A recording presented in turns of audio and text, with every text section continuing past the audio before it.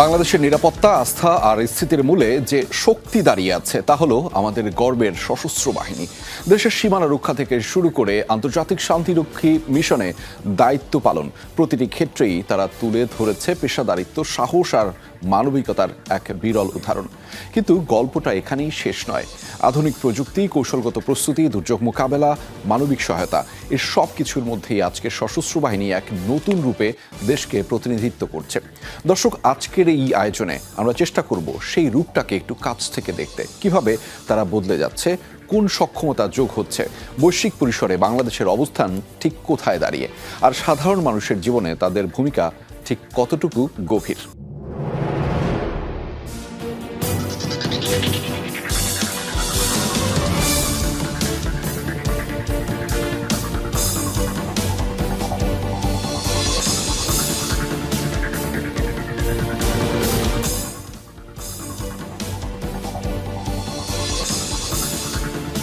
দর্শক, আমন্ত্রণ যমুনা টেলিভিশনের নিয়মিত আয়োজন 24 ঘন্টায়, প্রেজেন্টেড বাই আকিজ সানশাইন। আপনাদের সাথে আছি আমি আহমেদ রেজা, এবং আজকে আলোচনার বিষয় বাংলাদেশের স্বাধীনতা ও দেশ গঠনে সশস্ত্র বাহিনী।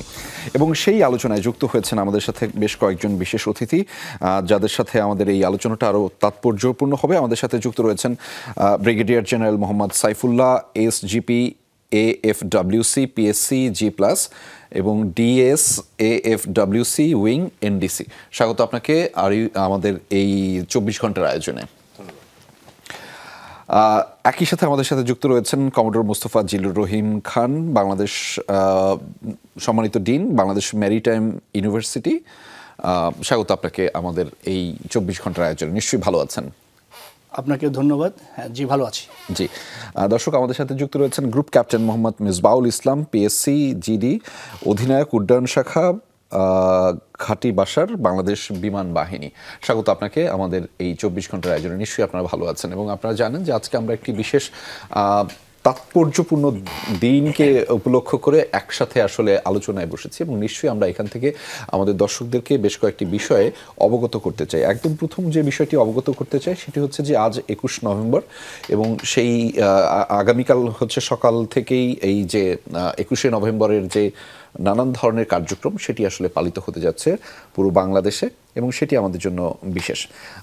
আমি একটু জানতে চাই ব্রিগেডিয়ার জেনারেল মোহাম্মদ সাইফুল্লাহ আপনার কাছ থেকে, ঠিক 21শে নভেম্বর কেন সশস্ত্র বাহিনী দিবস আছে? আমরা অনেকেই জানি এটি মুক্তিযুদ্ধ সময় চলাকালীন আপনারা একত্রিত হয়ে, পুরো বাহিনী একত্রিত হয়ে আসলে শত্রু বাহিনীর বিপক্ষে আপনাদের সেই যে কার্যক্রম চালিয়েছিলেন, সেটি আসলে এখনকার প্রেক্ষাপটে দাঁড়িয়ে কতটুকু তাৎপর্যপূর্ণ সেটি একটু জানাবেন। ধন্যবাদ যমুনা টেলিভিশনকে সশস্ত্র বাহিনী দিবস 2025 উপলক্ষে এই আলোচনা অনুষ্ঠানে আমাদেরকে আমন্ত্রণ জানানোর জন্য। আলোচনার শুরুতেই আমি বাংলাদেশ সেনাবাহিনীর সম্মানিত সেনাবাহিনী প্রধান এবং সেনাবাহিনীর সকল সদস্যের পক্ষ থেকে দেশবাসীকে জানাতে চাই সশস্ত্র বাহিনী দিবসের অফুরন্ত শুভেচ্ছা। এই দিনে আমি আরও শ্রদ্ধা করে স্মরণ করতে চাই মহান মুক্তিযুদ্ধে জীবন উৎসর্গকারী আমাদের সকল শহীদদের, যাদের আত্মত্যাগের ফলে আসলে আমরা একটি স্বাধীন সার্বভৌম বাংলাদেশে বাস করতে পারছি। আপনি যে প্রশ্নটি করেছেন যে সশস্ত্র বাহিনী দিবসের অথবা 21 নভেম্বরের তাৎপর্যটি কোন জায়গায় এবং বর্তমান সময়ে তার প্রাসঙ্গিকতা কী, আসলে একটি বিশেষ দিবস তাৎপর্যপূর্ণ হওয়ার পেছনে দুটি নিয়ামক থাকে। প্রথমত এটির ঐতিহাসিক প্রেক্ষাপট, এবং দ্বিতীয়টি হচ্ছে এর সমসাময়িক প্রাসঙ্গিকতা। আমরা যদি এর একটু ঐতিহাসিক প্রেক্ষাপটের দিকে তাকাই, আমরা মহান মুক্তিযুদ্ধের ঘটনাপঞ্জির পরিক্রমণা যদি দেখতে চাই, তাহলে আমরা দেখব যে 26শে মার্চের 1971-এ প্রথমে কিন্তু আমরা একটা প্রতিরোধ সংগ্রামের মধ্য দিয়ে আমাদের যুদ্ধটি শুরু করেছিলাম। প্রথমে বিভিন্ন জায়গায় তৎকালীন ইস্ট বেঙ্গল রেজিমেন্টের বিভিন্ন ব্যাটালিয়ন সমূহ বিচ্ছিন্নভাবে কিছু প্রতিরোধ সংগ্রাম গড়ে তুলেছিল। জি, এর পরবর্তীতে এটি একটি সাংগঠনিক রূপ পায়। আমাদের সম্পূর্ণ দেশটিকে 11টি সেক্টরে বিভক্ত করা হয়। পরবর্তীতে আমাদের নিয়মিত বাহিনীর মধ্য অংশ থেকে Z force, K force, S force নামে 3টি নিয়মিত ব্রিগেড গঠন করা হয়। সে ইতিমধ্যে আবার নৌবাহিনী তার সাংগঠনিক সক্ষমতা অর্জন করে, বিমান বাহিনী প্রতিষ্ঠিত হয়। নভেম্বরের প্রথম দিকে এসে আসলে আমরা একটি পূর্ণাঙ্গ এবং সংগঠিত বাহিনীর দিকে স্ব বাহিনীর ক্ষেত্রে আমরা প্রতিষ্ঠিত হই। যেই দিবসটির কথা বলছি 21শে নভেম্বর, ওই সময় থেকে আসলে একটি সমন্বিত পরিকল্পনার মাধ্যমে সেনা, নৌ এবং বিমান বাহিনীর সমন্বিত সমর পরিকল্পনার মাধ্যমে বড় ধরনের অপারেশনগুলো শুরু হয়, যা আমাদের পরবর্তী 2 সপ্তাহের মধ্যে আমাদের চূড়ান্ত বিজয়ের দিকে অগ্রসর করে নিয়ে যায়। এখানে সমন্বিতভাবে একটি সশস্ত্র বাহিনীর যে শুরুটা সেটাই আসলে হয়েছিল 21 নভেম্বর থেকে। এজন্য আসলে 21 নভেম্বর দিনটি এত ঐতিহাসিকভাবে তাৎপর্যপূর্ণ। আর যেটা আপনি বললেন যে সমসাময়িক প্রাসঙ্গিকতা, দেখুন একটি দেশের সার্বভৌমত্ব এবং স্বাধীনতার প্রতীক হচ্ছে তার সশস্ত্র বাহিনী। আজকের বাংলাদেশের সুসংগঠিত এবং একটি সবল সশস্ত্র বাহিনী বাংলাদেশের স্বাধীনতা সার্বভৌমত্বকে যে কোনো মূল্যে রক্ষা করতে সদা প্রস্তুত। এই কথাটাই এই বিশেষ দিবসটি আমাদের সবাইকে এবং বিশ্বের কাছে মনে করিয়ে দেয়। এটি আসলে এই দিনটির তাৎপর্য। ধন্যবাদ ব্রিগেডিয়ার জেনারেল মোহাম্মদ সাইফুল্লাহ। আপনার কাছ থেকে শুনছিলাম আমরা বিস্তারিতভাবে এই তাৎপর্যটুকু, বিশেষ করে 21 নভেম্বরের এবং সেটি কেন সশস্ত্র বাহিনী দিবস।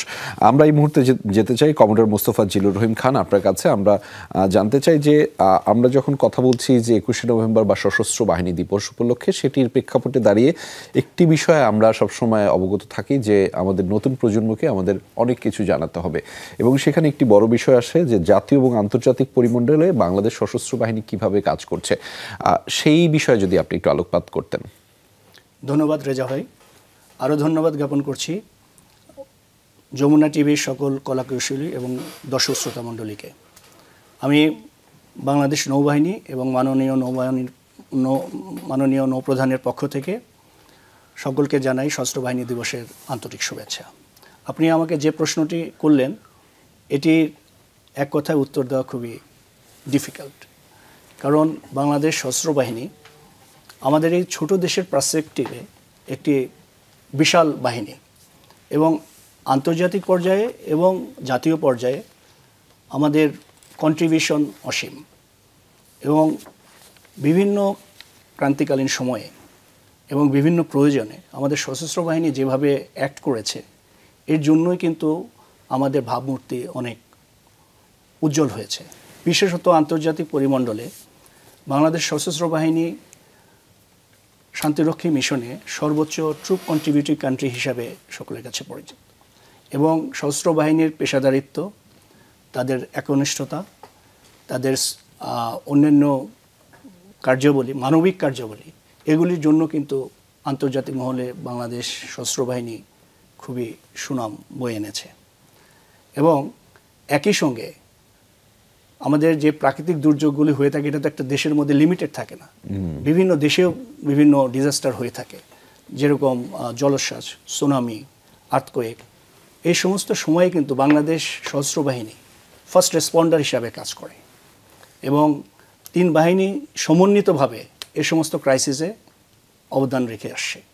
ফলে আন্তর্জাতিক মহলে আমাদের সুনাম অনেক বৃদ্ধি পেয়েছে। একই সঙ্গে অন্যান্য সামরিক বাহিনীর সঙ্গে বা সশস্ত্র বাহিনীর সঙ্গে বাংলাদেশ সশস্ত্র বাহিনী বিভিন্ন ধরনের আন্তর্জাতিক মহড়ায় অংশগ্রহণ করে থাকে। বিভিন্ন দেশে আমাদের নৌ সদস্যগণ, তারপরে হচ্ছে সেনাবাহিনীর সদস্যগণ, বিমান বাহিনীর সদস্যগণ বিভিন্ন ট্রেনিংয়ে পার্টিসিপেট করে সেখানে তাদের বিভিন্ন সাফল্য দেখিয়েছে। ফলে একটি ক্ষুদ্র দেশ হওয়া সত্ত্বেও বাহিনীর মান এবং মর্যাদা যে এত উন্নত হতে পারে, এটা অনেক সময় বিদেশে যেয়ে আমরা উপলব্ধি করি যে তাদের একটা বিশাল এক্সপেকটেশন, এবং তারা অবাক হয়ে যায় যে এরকম একটি ছোট্ট দেশের সশস্ত্র বাহিনীর সদস্যগণ এত ভালো কিভাবে করে। আসলে এটা আসলে আমাদের সমস্ত সশস্ত্র বাহিনীর সদস্যের ডেডিকেশন, পেশাদারিত্বের ফল। এছাড়াও অন্যান্য যে সমস্ত ক্রিয়াঙ্গন আছে, অন্যান্য ক্ষেত্রগুলিতে আছে, সেগুলিতে আমাদের সশস্ত্র বাহিনী বিভিন্নভাবে অবদান রেখে চলছে। এটাই হচ্ছে আমাদের ভাবমূর্তি আর উজ্জ্বল করার মেইন পয়েন্ট। জি, যেটি শুনছিলাম আপনার মাধ্যমে, যেটি আসলে আমাদের জন্য আশা জায়গা নিয়ে এবং আস্থার জায়গা তো বটেই। আমরা একটু যেতে চাই গ্রুপ ক্যাপ্টেন মোহাম্মদ মেজবাউল ইসলাম আপনার কাছে। আমার যে প্রশ্নটি সেটি হচ্ছে দেশ ও জাতির উন্নয়নে সশস্ত্র বাহিনী আসলে কি করছে, এবং এই প্রশ্নটি যখন আমি করছি তখন আমি আপনাকে একটি তথ্য জানিয়ে রাখি যে বাংলাদেশ সশস্ত্র বাহিনীর ক্ষেত্রে আমাদের তরুণদের একটি দারুণ কি বলবো মনোযোগ রয়েছে, আকর্ষণ রয়েছে। সেই আকর্ষণটা অনেকটা সময় তারা আসলে জানেন না যে আসলে আপনারা কি করছেন। সেই প্রেক্ষাপটে তরুণদেরকে আকৃষ্ট করবার জন্য যদি আপনি আমাকে একটু তথ্য দিতেন, দেশের এবং জাতি গঠনে আপনারা সশস্ত্র বাহিনী সম্মিলিতভাবে কি করছেন। ধন্যবাদ রেজা ভাই। বিসমিল্লাহির রহমানির রহিম। আমি আপনার প্রশ্নের উত্তর বা আলোচনা যাওয়ার আগে শুরুতেই আমি মহান আল্লাহর দরবারে কৃতজ্ঞতা জ্ঞাপন করছি আমাদেরকে এরকম স্বাধীন রাষ্ট্র প্রদান করার জন্য। আমি আজ সশ্রদ্ধ চিত্তে স্মরণ করছি সেই আমাদের আত্মত্যাগী শহীদদের, যাদের রক্তের বিনিময়ে আমরা একটি স্বাধীন সার্বভৌম রাষ্ট্র পেয়েছি। আজকে আমাকে আপনাদের যমুনা টেলিভিশনে টকশোতে আমন্ত্রণ দেওয়ার জন্য অসংখ্য ধন্যবাদ এবং যমুনা টেলিভিশনের কর্তৃপক্ষকে ধন্যবাদ জানাচ্ছি। সেই সাথে বাংলাদেশ বিমান বাহিনী প্রধান এবং বিমান বাহিনীর সকল সদস্যের পক্ষ থেকে আমি জানাই 21শে নভেম্বর তথা সশস্ত্র বাহিনী দিবসের আন্তরিক শুভেচ্ছা। আপনি যে প্রশ্নটি করলেন যে জাতি গঠনে তথা বাংলাদেশ বিমান বাহিনী, আপনি জানেন যে আজকের এই সশস্ত্র বাহিনী দিবস 21শে নভেম্বর আমরা যেটা বলছি, এটার প্রেক্ষাপট এই বিমান বাহিনী শুরু হয়েছিল মাত্র 3টি বিমান দিয়ে, বেসামরিক বিমান দিয়ে, এবং যুগ পেরিয়ে গেছে, বছরের পরে আমরা এখন একটি আধুনিক বিমান বাহিনীতে উপনীত হয়েছি। এই আধুনিক বিমান বাহিনীতে উপনীত হওয়ার পেছনে রয়েছে অক্লান্ত পরিশ্রম এবং বিমান বাহিনীর নিরলস প্রচেষ্টা। জাতি গঠনে বিমান বাহিনী যে কাজগুলো করে যাচ্ছে, বাংলাদেশ বিমান বাহিনীর প্রতিটি ঘাঁটিতে আপনি জেনে আশ্বস্ত হবেন যে 24 ঘন্টা অর্থাৎ 365 দিন 24 ঘন্টা দিবারাত্রি একটি করে হেলিকপ্টার প্রস্তুত থাকে এবং এই হেলিকপ্টারটি যে কোনো দুর্যোগ মোকাবেলা ফার্স্ট রেসপন্ডার হিসেবে কাজ করে, ক্যাজুয়াল ইভ্যাকুয়েশন অথবা মেডিকেল ইভ্যাকুয়েশন অথবা যে কোনো দুর্যোগ মোকাবেলায়। আপনি জানেন যে বাংলাদেশ বিমান বাহিনীর হেলিকপ্টার গত বছরের অগাস্ট সেপ্টেম্বর মাসে যে ভয়াবহ বন্যা হয়েছিল, সেই বন্যার সময় বিমান বাহিনীর হেলিকপ্টার ফার্স্ট রেসপন্ডার হিসেবে কাজ করেছে এবং ত্রাণ পৌঁছে দেওয়ার জন্য এবং সকল ধরনের সহায়তা তথা চিকিৎসা সেবা, অবকাঠামো নির্মাণ এবং স্কুল মানুষের মানবিকতায়। জাতি গঠনে যদি বলে থাকি তাহলে এই বাংলাদেশ বিমান বাহিনী তথা বাংলাদেশের জন্য বড় যে জিনিসটা সেটা হচ্ছে শিক্ষার প্রসার। বিমান বাহিনীর যে কলেজ রয়েছে বিভিন্ন ঘাঁটিসমূহেতে, এবং আপনি জানেন যে যে কোনো দেশের বিমান বাহিনীর ঘাঁটিগুলো হয় একদম প্রত্যন্ত এলাকায়। সো প্রত্যন্ত এলাকায় এই কলেজগুলো দিয়ে বাংলাদেশ বিমান বাহিনী শিক্ষার প্রসার ঘটাচ্ছে, যেটা দেশের জন্য খুবই কার্যকরী ভূমিকা পালন করছে। এছাড়া বর্তমানে যে আপনি যেটা বললেন যে যুবকদের অর্থাৎ তরুণরা কি দেখে উদ্গ্রীব হবে যে বাংলাদেশ বিমান বাহিনী তথা সশস্ত্র বাহিনীতে আসার জন্য, আপনি জানেন যে সশস্ত্র বাহিনী দেশ গঠনে তথা দেশকে ভালোবেসে কাজ করে যায়। 21শে নভেম্বর আজকে যে কারণে আমরা বসেছি সশস্ত্র বাহিনী দিবস, সকলেই সেনা, নৌ এবং বিমান বাহিনী দেশকে ভালোবেসে নিজের জীবনকে বাজি রেখে তারা যুদ্ধে অংশগ্রহণ করেছে, অর্থাৎ দেশ মাতৃকার সেবায় তারা এগিয়ে যায়। এবং সেই কারণেই তরুণ প্রজন্মকে আমি বলবো যে যদি তারা সশস্ত্র বাহিনী বিশেষ করে বিমান বাহিনীতে যোগদান করেন, দেশকে কাছে থেকে ভালোবাসতে পারবেন, দেশ গঠনে অবদান রাখতে পারবেন। এখানে ছোট্ট করে আমি একটু বলি যে বাংলাদেশ বিমান বাহিনী প্রথমবারের মতো একটি কাজ করেছে, সেটি হচ্ছে অ্যারোস্পেস এবং এভিয়েশন ইউনিভার্সিটি। যে ইউনিভার্সিটিটি দেশের তরুণদের জন্য খুব একটা ভালো বলবো যে এটা একটা ভালো প্রতিষ্ঠান, যেখানে থেকে তারা পাশ করার পরে হয়তো বিদেশে এবং বাংলাদেশে খুব বড় ধরনের অপরচুনিটি থাকবে। এছাড়া যদি জাতি গঠনে বলেন যে বাংলাদেশ বিমান বাহিনী বিভিন্ন কাজে কাজ করছে, যেমন হচ্ছে যে আমাদের পার্বত্য অঞ্চলে সবসময় সহায়তা প্রদান করছে আমাদের হেলিকপ্টার দিয়ে বাংলাদেশ সেনাবাহিনী, বিজিবি, আইনশৃঙ্খলা বাহিনী এবং বেসামরিক প্রশাসনকে সার্বক্ষণিক সহায়তা করে আসছে। এছাড়া আমাদের বিমান বাহিনীর মাধ্যমে বিমান বাহিনী প্রধানের নির্দেশনায় আমরা ফেনী এবং অত্র দক্ষিণ পূর্বাঞ্চল এলাকায় বিভিন্ন অবকাঠামো নির্মাণ, স্কুল প্রতিষ্ঠান এবং চিকিৎসা সেবা প্রদান করে আসছি। জি, সেই কথাই আপনার কাছ থেকে শুনছিলাম এবং আমি একটু যেতে চাই আপনার কাছে যে বাংলাদেশ সশস্ত্র বাহিনীর প্রতি সাধারণ জনগণের যে আস্থা সেটি আসলে দারুণ এবং অনেক বেশি মজবুত এবং শক্তিশালী, এবং সেই প্রেক্ষাপটে এই যে সম্পর্কটা নিবিড় করার ক্ষেত্রে নিশ্চয়ই আপনাদের একটি পরিকল্পনা আছে বা একটি মটো আপনারা রাখেন যে মানুষের সাথে মিশে যাওয়ার যে প্রবল বাসনা সেটি আপনারা পেশাদারিত্বের মাধ্যমে এত দারুণভাবে ফুটিয়ে তোলেন। আমি যদি জিজ্ঞেস করি সেটি কিভাবে বলবেন, কি আমাদের টেকনিকটা একটু? ধন্যবাদ আপনাকে। দেখুন, আমাদের বাংলাদেশ সেনাবাহিনীর মূল মন্ত্রের মধ্যেই কিন্তু এই প্রশ্নটির উত্তর রয়েছে। জি। আমাদের মূল মন্ত্রটি আপনি জানেন, সমরে আমরা, শান্তিতে আমরা, সর্বত্র আমরা দেশের তরে। এই যে সর্বত্র আমরা দেশের তরে নিঃস্বার্থ মানবিকতার মাধ্যমে আমরা যে মানুষের পাশে সবসময় থাকি, এটি আসলে আস্থার জায়গাটি তৈরি করে। বাংলাদেশ সেনাবাহিনী বাংলাদেশের জনমানুষের মধ্য থেকে গড়ে ওঠা একটি বাহিনী। মহান মুক্তিযুদ্ধের মধ্য দিয়ে যেহেতু এই বাহিনীটি তৈরি হয়েছিল, প্রথম দিক থেকে আমাদের একটি জনসম্পৃক্ততা ছিল। বাংলাদেশের ইতিহাসের পথ পরিক্রমায় যখনই আমরা দেখেছি কোনো একটা ঐতিহাসিক প্রেক্ষাপট তৈরি হয়েছে, তখন বাংলাদেশ সেনাবাহিনী কিন্তু was the right side of the history. Bangladesh সেনাবাহিনী দেশের জন্য সবসময় যে সঠিক সিদ্ধান্তটি গ্রহণ করা দরকার, দেশের মানুষের পাশে থেকে সেই সিদ্ধান্তটি গ্রহণ করেছে, নিজেদের কোনো কিছুর দিকে না তাকিয়ে। আপনি যদি অতি সাম্প্রতিক কিছু ঘটনাবলীর দিকেও দেখেন, তাহলে আপনি দেখবেন যে বাংলাদেশ সেনাবাহিনী ইতিহাসের সঠিক রাস্তাটির দিকে ছিল। এছাড়াও বাংলাদেশের আস্থার জায়গাটি কোথায় তৈরি হয়েছে? মানুষের আস্থার জায়গাটি তখনই তৈরি হয় যখন আপনি আপনার বিপদের সময় কাউকে কাছে পান। আপনি যদি যে কোনো ধরনের দুর্যোগের কথা চিন্তা করেন, বাংলাদেশের যে কোনো জনগণ আই এম শিওর যে প্রথম হিসেবে সেনাবাহিনীকে চাইবে তার পাশে। সেনাবাহিনী সকল ধরনের প্রাকৃতিক দুর্যোগ, অগ্নিকাণ্ড, ভূমিধস সকল কাজে বাংলাদেশের মানুষের পাশে গিয়ে সবসময় গিয়ে দাঁড়িয়েছে নিঃস্বার্থভাবে। এছাড়াও বাংলাদেশ সেনাবাহিনীকে যখনই কোনো বিশেষ দায়িত্ব দেওয়া হয়, আমাদের যখন অসামরিক প্রশাসনকে সহায়তা করার জন্য কোনো দায়িত্ব প্রদান করা হয়, যেমন বর্তমান পরিস্থিতিতে আমরা অসামরিক প্রশাসনকে সহায়তার কাজে নিয়োজিত আছি, তখন আমরা আমাদের সর্বোচ্চটুকু দিয়ে সেই কাজটি সম্পন্ন করার চেষ্টা করি। আপনি দেখবেন অনেক সময় বাংলাদেশের বিভিন্ন অলাভজনক প্রতিষ্ঠানগুলোকে বাংলাদেশ সেনাবাহিনী অথবা সশস্ত্র বাহিনীর তত্ত্বাবধানে পরিচালনা করার সুযোগ দেওয়া হয়। দেখা যায় যে সেই অলাভজনক প্রতিষ্ঠানগুলো একসময় লাভজনক প্রতিষ্ঠানে পরিণত হয়েছে এবং বাংলাদেশের অর্থনীতির গতিকে সঞ্চালিত করছে। এভাবে বিভিন্নভাবে আমরা আমাদের কার্যক্রমের মাধ্যমে সবসময় জনগণের পাশে থেকে তাদের মধ্যে থেকে যেহেতু কাজ করতে পেরেছি, এই কারণে হয়তো তাদের আস্থার জায়গাটি আমরা অর্জন করতে পেরেছেন। ধন্যবাদ ব্রিগেডিয়ার জেনারেল মোহাম্মদ সাইফুল্লাহ, আপনার কাছ থেকে সেই আস্থা অর্জনের গল্পটিকে শুনছিলাম। তবে এই মুহূর্তে আমরা একটা বিরতি নিচ্ছি। দর্শক, 24 ঘন্টার আয়োজনের ছোট্ট বিরতি নিচ্ছি, ফিরছি একটু পরেই, আমাদের সাথেই থাকুন।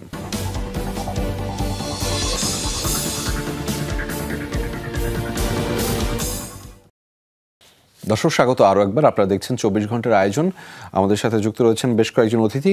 আমি কমোডর মোস্তফা জিল্লুর রহিম খান আপনার কাছে একটু যেতে চাই আরও একবার, এবং সেটির ক্ষেত্রে আপনার কাছ থেকে যে বিষয়টি জানতে চাই সেটি আমার দারুণ পছন্দের একটি বিষয়। সেটি হচ্ছে মিলিটারি ডিপ্লোমেসিতে বাংলাদেশ সশস্ত্র বাহিনীর অবস্থানকে আপনি কিভাবে মূল্যায়ন করবেন। এবং আমি জানি যে এই কূটনৈতিক ক্ষেত্রে, বিশেষ করে সামরিক কূটনৈতিক ক্ষেত্রে আপনাদের অবদান রাখার একটি বিশেষ সুযোগ রয়েছে প্রত্যেকেরই, এবং সেটি কূটনৈতিক মানদণ্ডে নানান কারণে সেটি গুরুত্বপূর্ণ হয়ে ওঠে দেশ ও মানুষের জন্য। ঠিক সেই জায়গাতে আপনাদের অবস্থানটা কীরকম, কি করছেন মূলত, সেটি একটু যদি জানাতেন। ধন্যবাদ। আন্তর্জাতিক সম্পর্কের ক্ষেত্রে বা ডিপ্লোমেসির ক্ষেত্রে মিলিটারি ডিপ্লোমেসি শব্দটা কিন্তু খুব বেশি দিন হলো এটা আমাদের কূটনীতিক ক্ষেত্রে প্রচলিত হয়নি। তবে এক্ষেত্রে আমি একটি তথ্য আপনাকে দিতে চাই। অষ্টাদশ শতকের শুরুতেই কিন্তু যখন বিভিন্ন ঔপনিবেশিক কান্ট্রি যেগুলি ছিল, লাইক ইংল্যান্ড, স্পেন, তারপরে হচ্ছে নেদারল্যান্ডস, পর্তুগাল, এই সমস্ত দেশ একটি সামরিক বাহিনী রিলেটেড একটি শব্দ তারা ইউজ করত, সেটা হচ্ছে গানবোট ডিপ্লোমেসি। আচ্ছা, যেটাকে এই সময় এসে আমরা কিন্তু রূপান্তরিতভাবে নেভাল ডিপ্লোমেসি হিসাবে ইউজ করি। ঠিক আছে, এটার ইতিহাস অনেক পুরাতন। সেই নেভাল ডিপ্লোমেসির আলোকেই কিন্তু বর্তমান সময়ে মিলিটারি ডিপ্লোমেসি কথাটির প্রচলন হয়েছে। মিলিটারি ডিপ্লোমেসির আপনার দুটি দিক রয়েছে। একটি ফর্মকে আমরা বলি নন কোয়েরসিভ, যেখানে কোনো জবরদস্তিমূলক ব্যাপার থাকবে না। আর একটা হচ্ছে কোয়েরসিভ দিক, যেটা হচ্ছে জবরদস্তিমূলকভাবে এই মিলিটারি এলিমেন্টস বা টুলসটাকে ইউজ করে কাউকে কিছু বাধ্য করা। কিন্তু আমাদের বাংলাদেশের মিলিটারি ডিপ্লোমেসিতে আমরা ওই কোয়েরসিভ পার্ট বা ফর্ম ওটাকে আমরা কিন্তু নেইনি। এটা আমাদের ম্যান্ডেটেও নেই, আমাদের ফরেন পলিসিতেও নেই। আমাদের ফরেন পলিসিতে রয়েছে নন কোয়েরসিভ অ্যাপ্লিকেশন অফ মিলিটারি ডিপ্লোমেসি, এবং এই ফর্মের মধ্যে যে এলিমেন্টগুলি রয়েছে তার মধ্যে অন্যতম হচ্ছে আমরা আমাদের contribution to the world mankind. আমরা ধরুন শান্তি রক্ষা মিশনে শান্তিকে এনফোর্স করার জন্য বা শান্তি প্রতিষ্ঠার জন্য আমরা আমাদের সশস্ত্র বাহিনী কাজ করে যাচ্ছে। এটাও একটা form of military diplomacy, G, peace keeping, যেখানে বাংলাদেশ সশস্ত্র বাহিনী ব্যাপকভাবে কন্ট্রিবিউশন করে যাচ্ছে।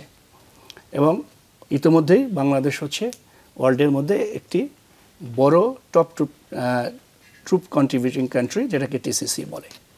এরপরে রয়েছে যে আমরা বিভিন্ন, আগেও আমি এটা বলেছি যে আমাদের সশস্ত্র বাহিনী বিভিন্ন ইন্টারন্যাশনাল ফোরামে, মিলিটারি ফোরামে পার্টিসিপেট করে থাকে এবং বিভিন্ন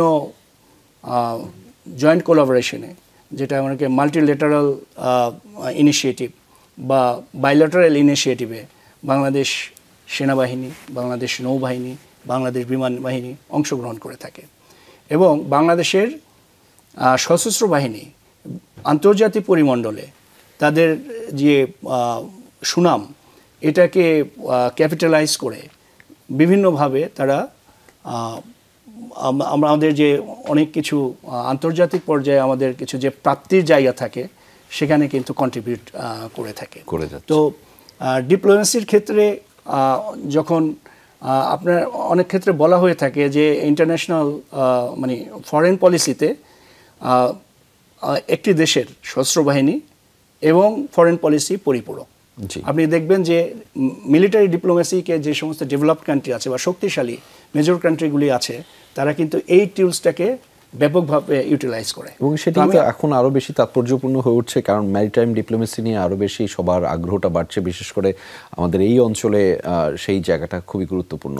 এক্স্যাক্টলি, আপনি ঠিকই বলেছেন। যেন আমরা ইদানিংকালীন খুব বেশি শুনে থাকি ইন্দো প্যাসিফিক স্ট্র্যাটেজির কথা বলে থাকি, যেখানে বাংলাদেশকে সরাসরি পাঠ করার জন্য অন্য মানে প্রভাবশালী দেশগুলি চেষ্টা করে থাকে। তবে আমাদের মিলিটারি ডিপ্লোমেসি হচ্ছে খুব ব্যালেন্সিং অ্যাক্ট করে থাকে। ঠিক আছে, আমরা চাই সকলের সাথে শান্তিপূর্ণ সহাবস্থান, এটাই হচ্ছে আমাদের মিলিটারি ডিপ্লোমেসির মূল মন্ত্র। ধন্যবাদ। আমি এই পর্যায়ে যেতে চাই গ্রুপ ক্যাপ্টেন মোহাম্মদ মিসবাউল ইসলাম, আপনার কাছে আমি একটু জানতে চাই, একটু পেছন থেকে শুরু করতে চাই, যে অপারেশন কিলো ফ্লাইট যেটার কথা আমরা বলি, এবং দুর্দান্ত একটি অপারেশন ছিল, যদিও আমি বলছি এটা আমি দেখিনি বা আমাদের দেখার সেই সুযোগটি হয়নি, কিন্তু হয় কি যে এই প্রেক্ষাপটে দাঁড়িয়ে আমরা দেখেছি যে আমাদের বিভিন্ন প্রতিবেশী দেশ তাদের ছোট ছোট অপারেশন এত দুর্দান্তভাবে ফুটিয়ে তোলে, সেইটা আমাদের হয় নাই। না, আপনাদের একটা দুঃসাহসিক অভিযান, যে সময় কিছুই ছিল না বাংলাদেশ বিমান বাহিনীর, সেই সময় আপনারা অপারেশন কিলো ফ্লাইট করেছেন, যেটা অবশ্যই দুঃসাহসিক। আমরা গল্প শুনে শুনে বড় হয়েছি এবং সেটা মানে আমাদের লোম জাগানিয়ার মতো ঘটনা, শিহরিত হবার মতো ঘটনা। সেটি এই যে জায়গাটা, সেই ঘটনাটাকে নতুন প্রজন্মের কাছে জানানো, সেখান থেকে কি আপনারা একটু পিছিয়ে এসেছেন? একই সাথে জানতে চাই যে সেই সক্ষমতা থেকে যেখান থেকে শুরু করেছিলেন, এখন তো অনেক বেশি বাহিনীতে সংযুক্ত হয়েছে নানান ধরনের প্রযুক্তি এবং আপনাদের বোধোদয় অবশ্যই, সেটিকে আসলে কেমনভাবে কাজে লাগাচ্ছেন দেশ ও মানুষের জন্য? দুটি প্রশ্ন। একটি হচ্ছে যে আপনাদের অপারেশনগুলো জানানোর ক্ষেত্রে আপনারা কি কি করছেন, এবং নতুন প্রযুক্তি এবং সামর্থ্যের যে জায়গাটুকু বেড়েছে সেটি দিয়ে কি কি করছেন? ধন্যবাদ আপনাকে। আপনি যথার্থই বলেছেন যে কিলো ফ্লাইট যে অপারেশন, এটা অবশ্যই একটি দুর্দান্ত এবং অবিস্মরণীয় অপারেশন। কিলো ফ্লাইট, আমি যদি একটু পেছন থেকে আসি, যে কিলো ফ্লাইটের যে অপারেশন শুরু হয় শুধুমাত্র 3টি অসামরিক বিমান দিয়ে, একটি ড্যাকোটা, এলিয়ট এবং হেলিকপ্টারের যে অপারেশনগুলো হয়েছিল রাত্রিবেলা, এবং উড্ডয়ন যন্ত্র ছাড়াই শুধুমাত্র একটি উচ্চতা মাপক যন্ত্র, একটি গতিমাপক যন্ত্র এবং একটি দিক নির্দেশনা যন্ত্র। আপনি যদি আজকের বিমান বাহিনী, বিশ্বের যে কোনো দেশেরই বিমান বাহিনী বা বিমানের যন্ত্রের কথা চিন্তা করেন, অত্যাধুনিক প্রযুক্তি বিদ্যমান, কিন্তু সে সময় কিছুই ছিল না। তো এই দুর্দান্ত অভিযানে এবং সফল অভিযান হয়েছে, এবং কিলো ফ্লাইটের প্রথম অভিযান শুরু হয় 3 ডিসেম্বরে এবং 15 ডিসেম্বর পর্যন্ত টোটাল 50টা অভিযান, সফল অভিযান পরিচালনা করে। তো এই অভিযানের মধ্য দিয়ে যে আমরা আজকের এই বিমান বাহিনী চলে এসেছি, সেই বিমান বাহিনীতে আধুনিক সরঞ্জাম, যন্ত্রপাতি যথেষ্ট রয়েছে, আমাদের সক্ষমতাও বেড়েছে অনেকাংশে। আপনি যদি মনে করে থাকেন যে শুধুমাত্র 3টি অসামরিক বিমান যুদ্ধ বিমানে পরিণত করা হয়েছে বৈমানিক এবং বিমান সেনাদের অক্লান্ত পরিশ্রমে, আজকে আমরা আধুনিক বিমান কিনছি, যেখানে আমাদের বহরে যুক্ত হয়েছে 4র্থ প্রজন্মের MiG-29, Yak-130, অত্যাধুনিক রেডার, হেলিকপ্টার এবং সুপরিসর পরিবহন বিমান C-130 জুলিয়েট পরিবহন বিমান। এই বিমানগুলো আপনি যেটি বলছেন যে এই অপারেশনগুলো কেন জাতির কাছে উন্মোচিত হচ্ছে না, জি জি জি আসলে বিমান বাহিনীর মূল কাজ হচ্ছে উড্ডয়ন করা এবং আকাশ প্রতিরক্ষা নিশ্চিত করা।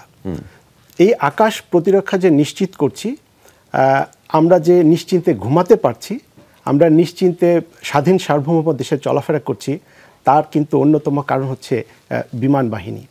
বিমান বাহিনী আকাশ প্রতিরক্ষা নিশ্চিত করছে বলেই কিন্তু আজকে এই স্বাধীন সার্বভৌম দেশে আমরা সুন্দরভাবে ঘুমাতে পারছি। এবং এই সক্ষমতার আপনি আরেকটা দিক যেটা বললেন যে সক্ষমতার আমরা কোন পর্যায়ে এসেছি। আজকে আমাদের বিমান আমরা ক্রয় করতে হতো, এর আগে বিমান রক্ষণাবেক্ষণের জন্য বিদেশে, ওভারহলিংয়ের জন্য বিদেশে পাঠাতে হতো। কিন্তু বর্তমানে আপনি শুনে খুবই আনন্দিত হবেন এবং আমি দেশবাসীর উদ্দেশ্য বলতে চাই যে বিমান বাহিনী আজকে এক নতুন দ্বার প্রান্তে। আমাদের overhauling project MI-17 helicopter overhauling project আছে, আমাদের বেল 212 ওভারহলিং প্রজেক্ট আছে। আজকে আমরা ফাইটার F7-এর ওভারহলিং প্রজেক্ট আমরা তৈরি করতে পেরেছি, যার কারণে প্রচুর বৈদেশিক মুদ্রা সাশ্রয় হচ্ছে এবং আমাদের বিদেশে এই বিমানগুলোকে রক্ষণাবেক্ষণ বা অন্যান্য কোনো মেরামতের জন্য পাঠাতে হচ্ছে না। আমাদের দেশ অনেকটা স্বনির্ভর এবং এই ক্ষেত্রে আপনি শুনে আরও আশ্বস্ত হবেন যে প্রথমবারের মতো বাংলাদেশ বিমান বাহিনী সম্পূর্ণ নিজস্ব প্রযুক্তি এবং নিজস্ব জনবল দিয়ে বেসিক ট্রেনার বিমান প্রস্তুত করেছে এবং সফলভাবে এই দুটি বিমান আকাশে উড্ডয়ন সম্পন্ন করেছে, যেটা বাংলাদেশের শুধু বিমান বাহিনীর এটা উন্নতি নয়, এটি বাংলাদেশের জন্য একটা বড় সাফল্য বলে আমি মনে করি। জি, ধন্যবাদ গ্রুপ ক্যাপ্টেন মোহাম্মদ মিসবাউল ইসলাম। আমি একটু যেতে চাই ব্রিগেডিয়ার জেনারেল মোহাম্মদ সাইফুল্লাহ আপনার কাছে। সেটি আমরা দেশের প্রেক্ষাপটে তো অনেক কিছু জানলাম, অনেক তথ্য আপনার কাছ থেকে জানলাম, একটু দেশের সীমানা পেরিয়ে একটু বিশ্ব প্রেক্ষাপটে যেতে চাই এবং সেখানে আপনাদের অবস্থান, বিশেষ করে সশস্ত্র বাহিনীর অবস্থান খুবই মজবুত এবং আমি যদি বলি যে জাতিসংঘ শান্তিরক্ষা মিশনে আপনাদের যে অবস্থান সেটা অবশ্যই আমাদেরকে জাতি হিসেবে গর্বিত করে এবং আমার সুযোগ হয়েছিল দুইটা জায়গায় গিয়ে আপনাদের কাজগুলো দেখবার যে প্রয়াসটুকু সেটি আমি করেছিলাম এবং সেখানে যেটি হয়েছে যে সেদিন আমরা মনে করি যে ওখানে আচ্ছা দেশের বাড়ি গিয়েছেন, খুব ভালো লাইফ লিড করছেন, ব্যাপারটা তো এরকম না। সেখানে তো প্রতিক্ষণেই হচ্ছে মৃত্যু, যে কোনো সময় এটা এত চ্যালেঞ্জিং যে আচ্ছা দেশের মানুষের দেশে থাকার সময় আপনার যেটা হয় যে আপনি আছেন বা মানুষের জন্য কাজ করছেন, একটা নিজস্ব পরিবেশ, সেটা তো পুরো পরিবেশটা অচেনা, মানুষটা অচেনা এবং সেখানে বিশ্ব শান্তি রক্ষায় আপনি কাজ করছেন, পুরোটাই তো চ্যালেঞ্জ। যে কোনো সময় ঘটে যেতে পারে মানে যে কোনো ধরনের দুর্ঘটনা। এমন অবস্থায় কী কী করছেন এবং আপনাদের এই শান্তিরক্ষী কার্যক্রম কোন কোন দেশে রয়েছেন সেটা যদি একটু ছোট করে জানাতে। ধন্যবাদ আপনাকে। আবার আমি এই প্রশ্নটির উত্তর দেওয়ার আগে আপনার আগের একটি করা প্রশ্নের সাথে একটু লিঙ্ক করে প্রশ্ন করতে, মিলিটারি ডিপ্লোমেসি নিয়ে একটি প্রশ্ন করেছিলেন যে মিলিটারি ডিপ্লোমেসি আমরা কীভাবে করছি। আমার পূর্ববর্তী বক্তা যথার্থই বলেছেন যে মিলিটারি ডিপ্লোমেসি আসলে দুইটি পোর্শন থাকে, ওটা কোয়ার্সিভ ফোর্স থাকে, নন কোয়ার্সিভ ফোর্স থাকে। মিলিটারি ডিপ্লোমেসি বর্তমান বিশ্বের প্রেক্ষাপটে যদি আমরা দেখি, মূলত এটিকে ব্যবহার করা হচ্ছে সফট পাওয়ার হিসেবে। সফট পাওয়ার বৈদেশিক মিশনে আমাদের যে ডিপ্লয়মেন্ট, আমরা যে বিশ্ব শান্তি রক্ষায় আমাদের যে কমিটমেন্ট, সেটা কিন্তু আমাদের এই সফট পাওয়ারের একটা প্রজেকশন। আপনি যথার্থই বলেছেন, আমাদের বৈদেশিক মিশনগুলো কিন্তু আগের মতো শুধু শান্তিরক্ষী মিশনে নাই। এখন কিন্তু আমরা চ্যাপ্টার 7-এর আন্ডারে পিস এনফোর্সমেন্ট ফোর্স হিসেবে কাজ করছি। সেখানে সর্বত্র যুদ্ধাবস্থা বিরাজ করে, যেটা আপনি নিজেই দেখে এসছেন। এই চ্যালেঞ্জগুলো মোকাবেলা করে আমরা আসলে কীভাবে বিশ্বের কাছে আমাদের শান্তিরক্ষীরা কীভাবে একটি মর্যাদা আসলে প্রতিষ্ঠিত হতে পেরেছে, সেটি মূলত আপনি কোথাও জানতে যাচ্ছেন। আমি এই ক্ষেত্রে তিনটি বিষয়কে মূলত সামনে নিয়ে আসবো। প্রথমত হচ্ছে আমাদের বিশ্বমানের পেশাদারিত্ব। এটাকে যদি আমি একটু ইন্ডিকেটর দিয়ে বলতে চাই, পেশাদারিত্বের যুগে আমরা বলি শৃঙ্খলার মান। বাংলাদেশ সশস্ত্র বাহিনীর শৃঙ্খলার মান যে কোনো স্ট্যান্ডার্ডে বিশ্বের যে কোনো সশস্ত্র বাহিনীর সাথে অবশ্যই তুলনীয়। দ্বিতীয়ত হচ্ছে আমাদের প্রশিক্ষণের মান। আপনি জানেন যে আমাদের একটি আন্তর্জাতিক মানের শান্তিরক্ষী প্রশিক্ষণ কেন্দ্র রয়েছে, বিপসর, যেখানে আমরা শুধুমাত্র দেশের নয় বিদেশের অনেক শান্তিরক্ষীকে আমরা এখানে প্রশিক্ষণ দিয়ে থাকি। এখানে অনেক ধরনের প্রশিক্ষণ এক্সারসাইজ পরিচালনা করা হয়, যেটাও আমাদের সফট পাওয়ারের যে প্রজেকশন, যেটা বললেন যে আমাদের সক্ষমতার যে প্রকাশ, সেটাও আমাদের বন্ধুসুলভ রাষ্ট্রের প্রতি করে থাকে।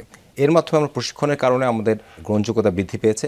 এছাড়াও আরেকটি জিনিসকে আমি এখানে হাইলাইট করব, এটা হচ্ছে আমাদের সশস্ত্র বাহিনীর মোরাল অ্যান্ড এথিক্যাল ভ্যালুজ। আপনি যদি আমাদের ধর্মীয় এবং নৈতিক মূল্যবোধের কথা বলেন, আমরা আমাদের আসলে ধর্মীয় মূল্যবোধের কারণে অনেক ধরনের কার্যক্রম থেকে নিজেদেরকে বিরত রাখি। আপনি জানেন যে ইউনাইটেড নেশনসের একটি অন্যতম কনসার্ন হচ্ছে সেক্সুয়াল এক্সপ্লয়টেশন অ্যাবিউজ কেসেস, বাংলাদেশের ক্ষেত্রে কিন্তু এই ক্ষেত্রে ট্র্যাক রেকর্ড অত্যন্ত ভালো। আমরা কখনোই এই ধরনের কর্মকাণ্ডে নিজেদেরকে সম্পৃক্ত করি না। এছাড়াও ইউএনের ম্যান্ডেটেড টাস্কের বাইরে গিয়েও আমরা কিন্তু নিতান্তই মানবিক দৃষ্টিকোণ থেকে যে দেশে আমরা অপারেট করতে যাই সেই দেশের লোকজনের সাথে মেশার চেষ্টা করি, তাদের আর্থসামাজিক উন্নয়নে ভূমিকা রাখার চেষ্টা করি, আমরা তাদের বিভিন্ন ধরনের দুর্যোগে পাশে গিয়ে দাঁড়াই। এভাবে আমরা তাদের আস্থার জায়গাটুকু তৈরি করতে পেরেছি। আর সবচেয়ে বড় কথা হচ্ছে কি, যেসব দেশে এই শান্তিরক্ষী মিশনগুলো সাধারণত পরিচালিত হয়ে থাকে তাদের আর্থসামাজিক প্রেক্ষাপটটা অনেকটাই আমাদের মতো। তারা আমরা যখন তাদের কাছে পাশে গিয়ে দাঁড়াই তারা আমাদের নিজেদের লোক বলেই মনে করে এবং আমরাও নিঃস্বার্থভাবেই তাদের সাথে মিশে গিয়ে এই দায়িত্বগুলো পালন করে থাকি। এভাবে আসলে তাদের কাছে আমাদের আস্থার জায়গাটুকু আমরা তৈরি করতে পেরেছি। জি, ধন্যবাদ। আমি একটু ফিরতে চাই আপনার কাছে, কমোডোর মোস্তফা জিল্লুর রহিম খান। বাংলাদেশের সমুদ্র সীমায় এবং সেটির একটি বিশাল সম্ভাবনা রয়েছে এবং সেটিও ভবিষ্যৎ বলা হচ্ছে যে বাংলাদেশের এই সুনীল অর্থনীতিকে চাঙ্গা করা এবং সেটি মানুষের জন্য আরও বেশি সুদূর প্রসারীভাবে কার্যকর করা একটি বড় ধরনের সম্ভাবনা ভবিষ্যতে রয়েছে এবং এটি নাকি ভবিষ্যৎ।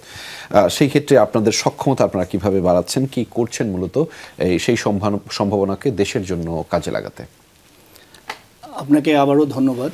আপনি যে আমাদের সমুদ্র অর্থনীতি বা সুনীল অর্থনীতির কথা বললেন, এক কথায় যদি আমি উত্তর দিই তাহলে সুনীল অর্থনীতি বা সমুদ্র অর্থনীতির মানে হলো টেকসই উন্নয়ন সমুদ্র সম্পদকে ব্যবহার করে, অবশ্যই যে মেরিন ইকোসিস্টেমটা আছে সেটাকে ইনট্যাক্ট রেখে।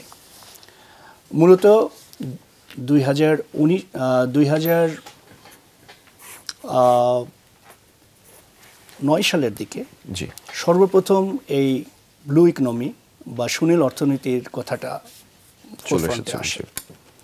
তবে 2010 সালে ইউনেস্কো এবং ইউএনইপি অর্থাৎ ইউনাইটেড নেশনস এনভায়রনমেন্টাল প্রোগ্রাম, এই অর্গানাইজেশন দুটি যখন ব্লু ইকোনমিকে এন্ডোর্স করে তখন একটি বাজওয়ার্ডে পরিণত হয়। সমস্ত বিশ্ব, স্পেশালি যে লিটোরাল কান্ট্রিগুলি আছে, এইটার ক্ষেত্রে কিভাবে এটার পোটেনশিয়ালিটিকে এক্সট্রাক্ট করা যায় সেটার জন্য তারা বিভিন্ন গবেষণা করতে থাকে। বাংলাদেশে ব্লু ইকোনমির ক্ষেত্রে বাংলাদেশ নৌবাহিনী অন্যতম প্রোপোনেন্ট বা পায়োনিয়ার হিসাবে কাজ করেছে। আমি আমাদের যে সমুদ্র সীমা, এই সমুদ্র সীমায় ব্লু ইকোনমিক যে পোটেনশিয়ালিটি সেটাকে ব্যাখ্যা করার জন্য আমি জাস্ট অল্প একটু সময় নেব, ছোট করে সময় নেব। দেখেন, আমাদের যে গ্লোবাল ইকোনমি বা গ্লোবাল যে জিডিপি রয়েছে, সেই জিডিপি এখন পর্যন্ত মাত্র 3 থেকে 6% হচ্ছে আপনার ব্লু ইকোনমি থেকে আসে, সমুদ্র অর্থনীতি থেকে আসে, এবং যার সমপরিমাণ অর্থ দাঁড়ায় হচ্ছে 3 থেকে 6 ট্রিলিয়ন ডলার। জি। এবং আমি যদি শুধু পার্টিকুলারলি এশিয়ান কান্ট্রি এবং আসিয়ান এই কান্ট্রিগুলির যদি কন্ট্রিবিউশন দেখি তাদের জিডিপিতে, এটা হচ্ছে আপনার অ্যারাউন্ড 20%, এবং যেটা 1 থেকে 3 ট্রিলিয়ন ডলার। এখন যদি আমাদের পার্সপেক্টিভে আসি তাহলে আমরা কি দেখব, আমাদের জাতীয় অর্থনীতিতে, জাতীয় জিডিপিতে মাত্র 2 থেকে 3% হচ্ছে সমুদ্র সম্পর্কিত অর্থনীতি থেকে আসে, যেটার পরিমাণ রাফলি 10 মিলিয়ন, এখন 10 বিলিয়ন। আসলে এটা মানে খুব ভালোভাবে কোয়ান্টিফাই করা ডিফিকাল্ট, বাট ইয়েট এখন পর্যন্ত এটা অ্যারাউন্ড 10 বিলিয়ন ডলার। তবে আমরা যদি এই 3% থেকে আমরা যদি এটাকে 4%-এ উন্নত করতে পারি, তাহলে এখন যদি আমাদের ইকোনমির সাইজ 500 বিলিয়ন ডলার হয়ে থাকে, তাহলে 1 বছর বা 2 বছরের মাথায় এটাকে আমরা মোটামুটি 20 বিলিয়ন ডলারের দিকে উন্নীত করতে পারবো। এবং আমরা যদি আমাদের টেকসই একটা পলিসি, প্রযুক্তি এবং আন্তর্জাতিক সহযোগিতার মাধ্যমে ব্লু ইকোনমিকে এগিয়ে নিতে পারি, তাহলে খুবই শর্ট টাইমের মধ্যে, অর্থাৎ আগামী 4 থেকে 5 বছরের মধ্যে আমরা 50 বিলিয়ন ডলার ইনকাম করতে পারি। সেক্ষেত্রে নিজেদের সক্ষমতা বাড়ানোর প্রক্রিয়া তো আপনারা করছেন। এক্স্যাক্টলি। সেক্ষেত্রে আমাদের সক্ষমতা বাড়ানোর ক্ষেত্রে অনেকগুলি ক্ষেত্র রয়েছে। যেমন আমাদের অধিকাংশ সম্পদ কিন্তু এখনো আনএক্সপ্লোরড রয়েছে। এক্স্যাক্টলি। সো এটাকে আমাদের ফার্স্টে হচ্ছে এক্সপ্লোর করতে হবে কোথায় কি রয়েছে সমুদ্র সীমার মধ্যে, তারপর এটাকে এক্সপ্লয়েট করে এটাকে তারপরে আমরা ইউজেবল করতে হবে। ঠিক আছে। এর মধ্যে আমি যদি বলি যে আমাদের এই সমুদ্র সম্পর্কিত অর্থনীতির সবচেয়ে বড় পার্ট হচ্ছে আমাদের সমুদ্র বাণিজ্য, জি এখান থেকে একটা বড় অংশ আমরা ইনকাম করছি। এরপর আমাদের আনএক্সপ্লোরড যে হাইড্রোকার্বন রয়েছে সেটাকে কিন্তু আমরা পুরোপুরি এখন পর্যন্ত আমরা 5%টা সেটা কিন্তু আমরা এক্সট্রাক্ট করতে পারিনি। এছাড়াও রয়েছে যে আমাদের যে মৎস্য সম্পদ, আমাদের মৎস্য সম্পদ আহরণের ক্ষেত্রে ব্যাপক লিমিটেশনস রয়েছে। আমাদের যে বিশাল সমুদ্র সীমায় আমরা দেখতে পাই যে আমাদের যে মৎস্য আহরণের ক্ষেত্রে যে ট্রলারগুলি রয়েছে সেগুলি মূলত কোস্টের কাছাকাছি থেকে ফিশিং করে থাকে। জি কিন্তু ডিপ সিতে যাওয়ার ক্ষেত্রে যদি আমরা সেই ধরনের ভেসেল, জি ডিপ সি কিপিং ভেসেল যদি আমরা ইন্ট্রোডিউস করতে পারি তাহলে তাহলে মৎস্য আহরণের ক্ষেত্রে আমরা বিশাল আমরা করতে পারবো। জি জি এছাড়াও আমাদের যে সমস্ত পোর্টগুলি আছে এগুলির অবকাঠামো উন্নয়নের জন্য যদি উন্নয়ন করতে পারি তাহলে আমাদের সুনীল অর্থনীতিকে আমরা বাস্তবিক ক্ষেত্রে মানে অনেক বেশি কার্যকর করতে পারবো। আর আমি আর একটা মিনিট সময় নিব, সেটা হচ্ছে বাংলাদেশ নৌবাহিনী। আমি যে প্রথমে বলেছি যে বাংলাদেশ নৌবাহিনী হচ্ছে এই সুনীল অর্থনীতির অন্যতম প্রপোনেন্ট এবং এটার অন্যতম পায়োনিয়ার। বিভিন্ন সময়ে আমরা আমাদের উচ্চ মহলে বা আমাদের পলিসি মেকারকে আমরা বোঝাতে সক্ষম হয়েছি এখানে আমাদের সম্ভাবনার দ্বার প্রচুর। এবং বাংলাদেশ নৌবাহিনী কিন্তু আমাদের যে ব্লু ইকোনমির বিভিন্ন কাজ হচ্ছে, পোর্টের ডেভেলপমেন্টের কাজ হচ্ছে, বিভিন্ন জায়গায় আমরা যে এক্সপ্লোর করছি এগুলিকে গার্ড করার জন্য, এগুলো সুরক্ষা দেওয়ার জন্য একটি অপারেশন কিন্তু পরিচালিত করছে। এই অপারেশনটার নাম হচ্ছে অপারেশন ব্লু গার্ড। 2017 সাল থেকে এটা কন্টিনিউয়াস চলমান রয়েছে। আমি খুবই আশাবাদী, অপটিমিস্টিক যে অদূর ভবিষ্যতে একটি রোবাস্ট পলিসির মাধ্যমে, লাক্সই টেকনোলজির মাধ্যমে এবং আন্তর্জাতিক সহযোগিতার মাধ্যমে আমরা এই সমুদ্র থেকে বিশাল একটা অর্থনৈতিক সুযোগ সমৃদ্ধি করতে পারবো। ধন্যবাদ কমান্ডার মোস্তফা জিল্লুর রহিম খান। আপনার মাধ্যমে শুনছিলাম সেই সম্ভাবনার গল্প। তো এই মুহূর্তে আমাকে একটা ছোট্ট বিরতি নিতে হচ্ছে। দর্শক, 24 ঘন্টার আয়োজনে ছোট্ট একটা বিরতি নিচ্ছে, ফিরছি একটু পরেই। আমাদের সাথেই থাকুন, কোথাও যাবেন না।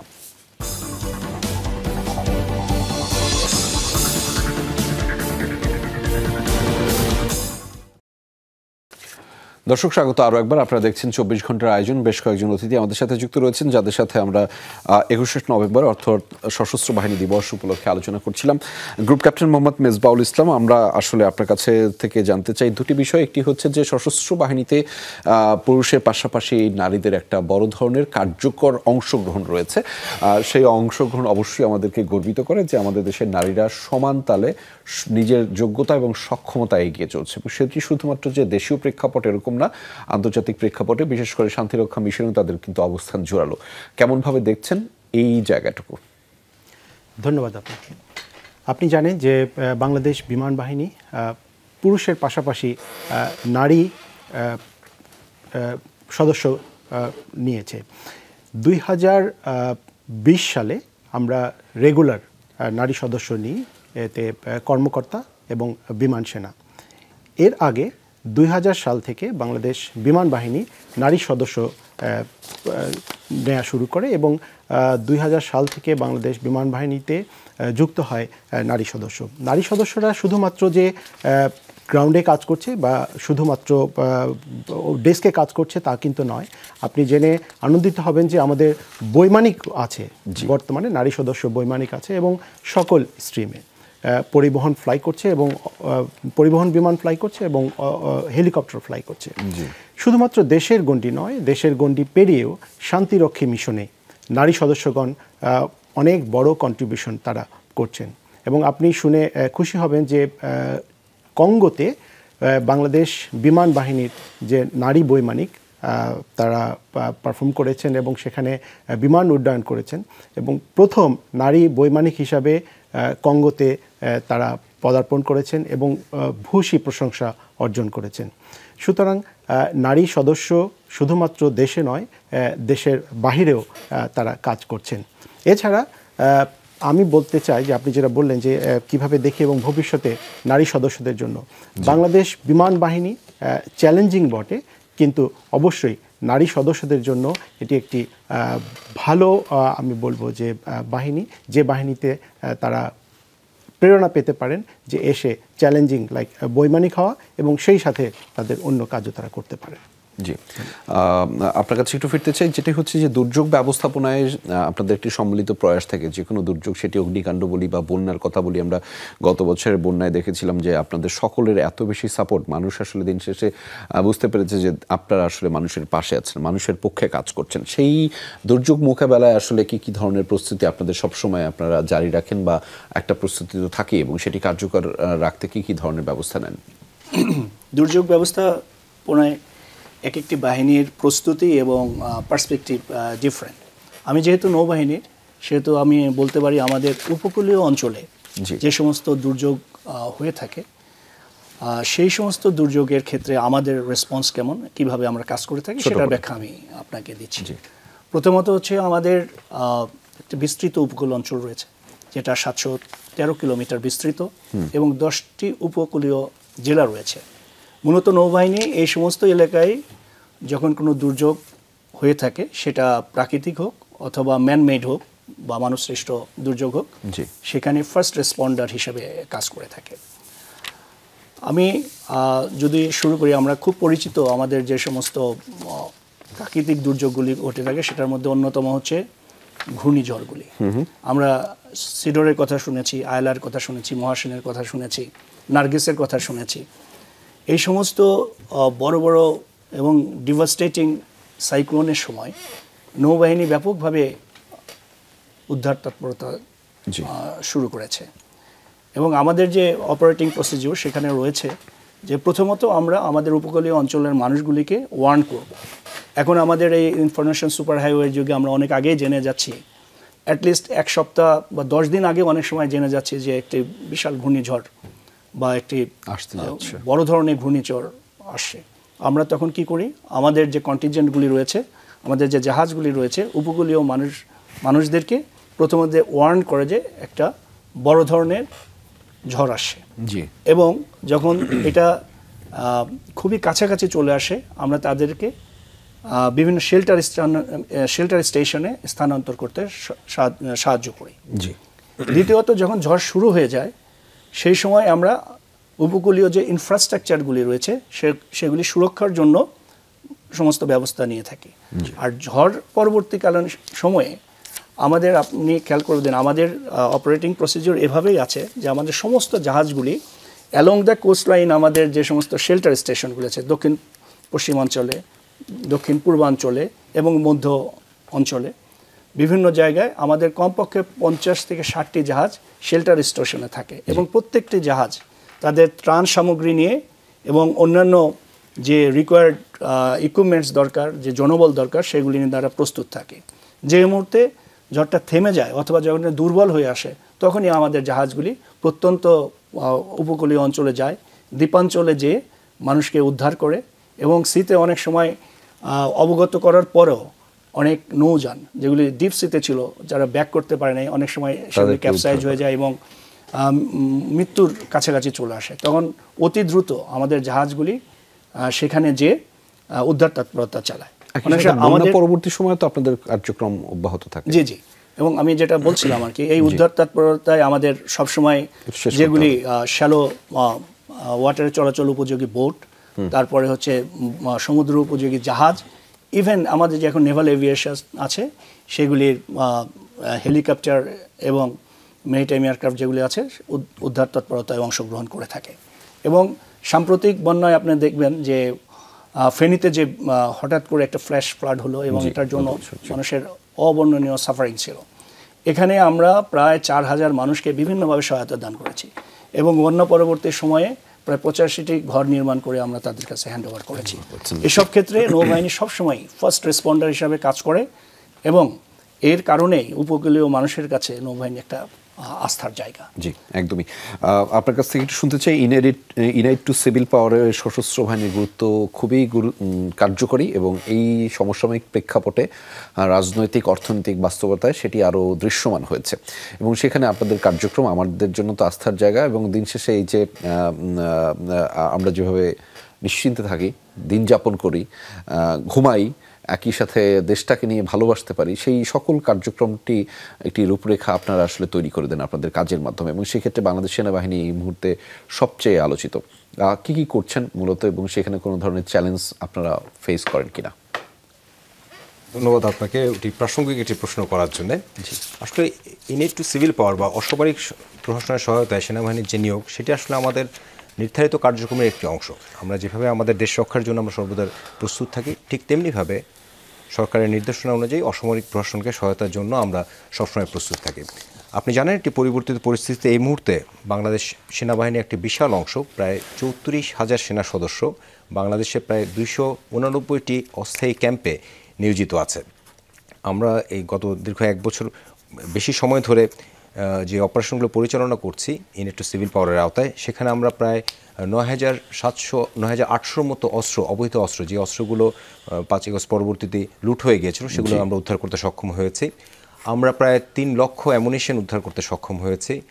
আমরা প্রায় 18,000 দুষ্কৃতিকারীকে বিভিন্ন অপরাধের জন্য গ্রেপ্তার করে আইনের আওতায় আনতে পেরেছি। এখানে যে বিষয়টা আপনি প্রশ্ন করেছিলেন যে আসলে চ্যালেঞ্জগুলো কোথায়, দেখুন, বাংলাদেশ সশস্ত্র বাহিনী অথবা যে কোনো দেশের সেনাবাহিনী মূলত যুদ্ধ করার জন্য প্রশিক্ষিত।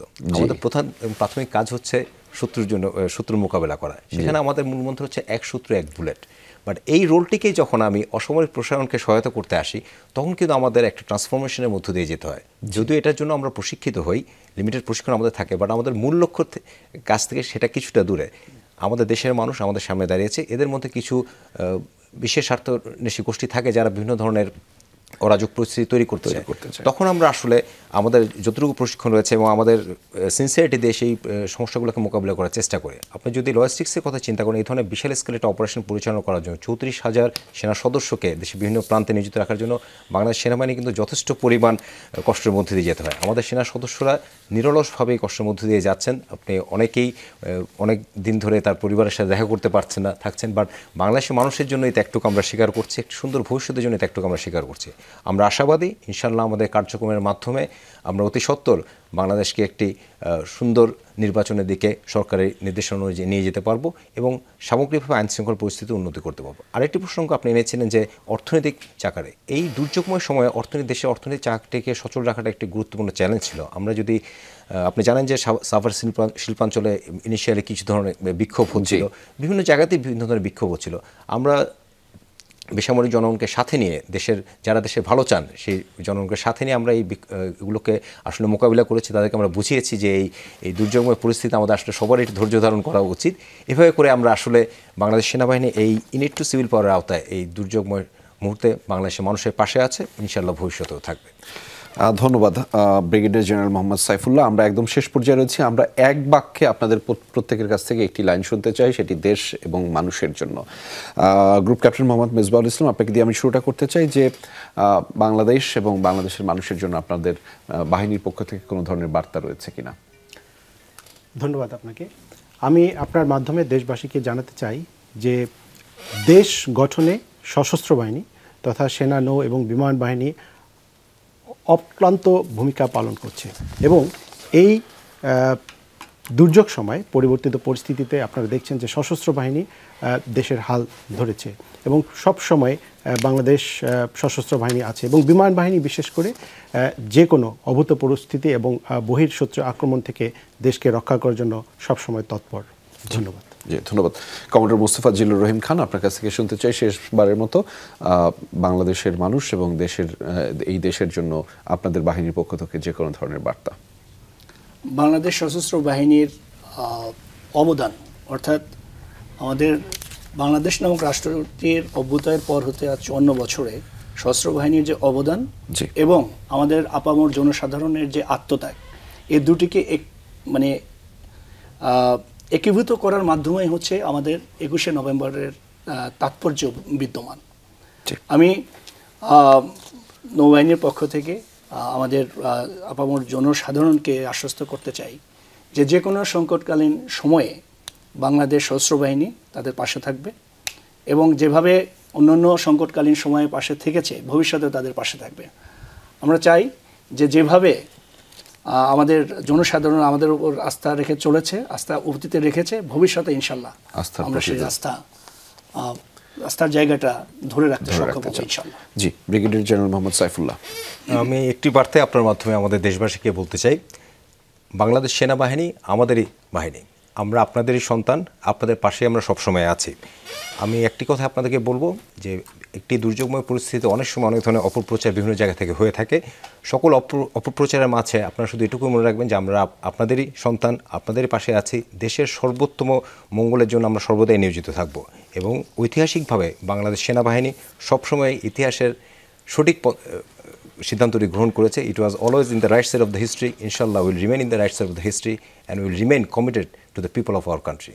বাংলাদেশের মানুষের পাশে আমরা সবসময় আছি। জি, ধন্যবাদ ব্রিগেডিয়ার জেনারেল মোহাম্মদ সাইফুল্লাহ, ধন্যবাদ কমান্ডার মুস্তফা জিল্লুর রহিম খান এবং গ্রুপ ক্যাপ্টেন মোহাম্মদ মিসবাউল ইসলাম। আপনারা আপনাদের গুরুত্বপূর্ণ সময় আমাদের সাথে দিয়েছেন এবং সেটার জন্য আমাদের অবশ্যই কৃতজ্ঞতা থাকলে এবং আপনাদের প্রতি অনেক শুভাশিস। আজকের মতো শেষ করছি।